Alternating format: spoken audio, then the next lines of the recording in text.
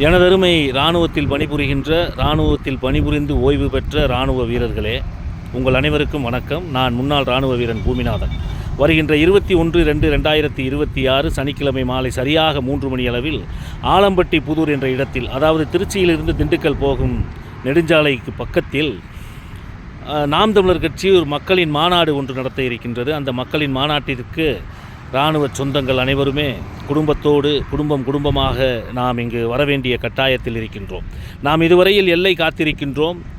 இராணுவத்தில் பணிபுரிந்தவர்கள் சண்டையிட்டிருக்கின்றார்கள். ஆனால் 70 ஆண்டு காலமாக திராவிட ஆட்சி காலத்தில் நாம் இழந்தது கொஞ்ச நஞ்சம் அல்ல.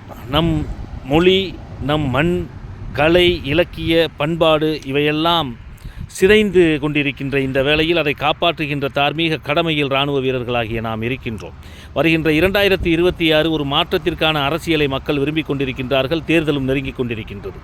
இதில் நாம் எவ்வாறு வாக்கு செலுத்த வேண்டும், எதற்காக வாக்கு செலுத்த வேண்டும், நாம் தமிழர் கட்சி ஏன் இந்த தமிழகத்திற்கு தேவைப்படுகிறது என்பதை விளக்குவதற்காக நம்முடைய அண்ணன் செந்தமிழன் சீமான் மாற்றத்திற்கான அரசியலை விரும்பும் இந்த மக்களுக்காக, நமக்காக ஒரு மக்களின் மாநாடை நடத்த இருக்கின்றார். இதே இடத்தில் நான் அந்த இடத்தில் நின்று கொண்டுதான் பேசிக்கொண்டிருக்கின்றேன். இது தமிழர்களுடைய மாநாடாக நாம் கருதி கொண்டு இந்த மாநாட்டிற்கு நாம் அனைவரும் திரள்வோம். திருச்சியில் திரள்வோம் தீந்தமிழ் இனத்தினரே. குடும்பமாக கூடுவோம், கொடிய அரசியலை மூடுவோம். இது கொள்கை மறவர்களின் கூட்டம், கொள்ளையர்கள் எடுக்க வேண்டும் ஓட்டம். மாற்றத்திற்கான மாநாடு இது. மாற்றம் என்பது சொல்லல்ல, செயல். மாற்றுவோம்.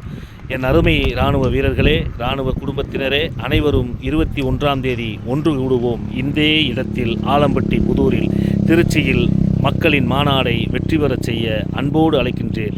நாம் தமிழர்.